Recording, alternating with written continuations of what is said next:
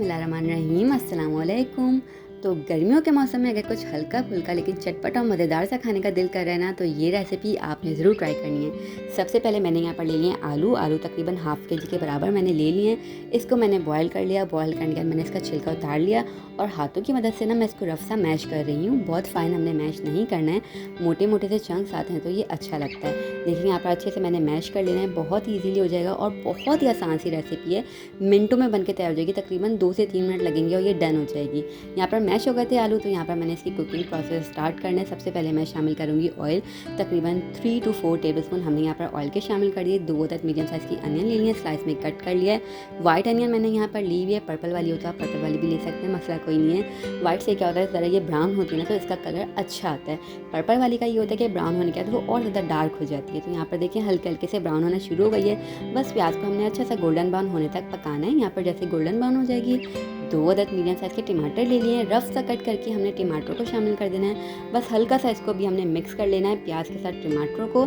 जैसे ये ऑयल छोड़ देगा तो हमने शामिल कर देनी है red chilli powder, half teaspoon के बराबर। अच्छा सा हमने मिक्स करना है। यहाँ पर देखिए ऑयल अच्छा सा छोड़ दिया है। कोशिश करना है कि टमाटर को ना हम मैश भी करते रहें जब जब इसको हिलाएं, ठीक है। अब शामिल करेंगे इस पॉइंट पे 1 टीस्पून सफ़ेद ज़ीरा और यहाँ पर देखिए मैं स्पैचुला की मदद से ना इसको प्रेस कर करके इस तरीके से ना मैश करी हूँ, क्योंकि मैश होने से ना टमाटरों का असली फ्लेवर इस रेसिपी के अंदर आएगा और साबुत साबुत रहेंगे तो फ्लेवर भी नहीं आएगा और वो अच्छे भी नहीं लगते दिखने में। यहाँ पर देखें अच्छे से मैश हो गया है, ऑयल ऊपर आ जाएगा। तो यहाँ पर इस पॉइंट पर मैंने 2 अदद मीडियम साइज़ की जो होती है हरी मिर्च बारीक वाली ना, वो कट करके मोटी मोटी सी शामिल कर दी है। इससे इसकी खुशबू भी बहुत अच्छी आएगी और जायका भी अच्छा आ जाएगा। इस पॉइंट पे हमने सॉल्ट शामिल कर देना है एज़ पर योर टेस्ट। अच्छा सा हमने मिक्स कर देना है। सॉल्ट डालने के बाद लाजमी मिक्स कीजिएगा, वरना ये एक जगह पे रह जाता है तो अच्छा नहीं लगता जब खाते हैं तो। फिर जो हमने मैश किए हुए पोटैटोस रखे हुए थे यानी कि आलू, उसको अच्छे से हमने इसके अंदर शामिल कर देना है सारे के सारे। और इस तरीके से ना हमने इसको मसलते हुए, मतलब स्पैचुला से ना थोड़ा सा प्रेस करते हुए इसको अच्छा सा हमने इसको भूनना है, ताकि बहुत ही ज़बरदस्त हमारा जो आलू का भुर्ता है वो बनके तैयार हो जाए। इस तरीके से आपने अच्छा से इसको पूरा पकाना है। 2 से 3 मिनट लगेंगे, बस इस तरीके से आपने भूनना है और ये बिल्कुल डन हो जाएगी। बिल्कुल बहुत लंबा टाइम नहीं लगता इसको पकाने में, बस टोटल 3 to 4 मिनट्स में ये डन हो जाएगी आपकी रेसिपी। बस ये यहाँ पर डन है।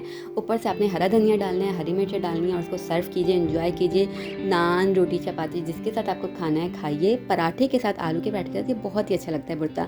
ज़रूर ट्राई कीजिएगा। आई होप कि आपको रेसिपी पसंद आएगी। अच्छी लगे तो लाइक कर दिएगा, चैनल को सब्सक्राइब कर दिएगा। हम आपसे फिर मिलेंगे। अल्लाह हाफिज़।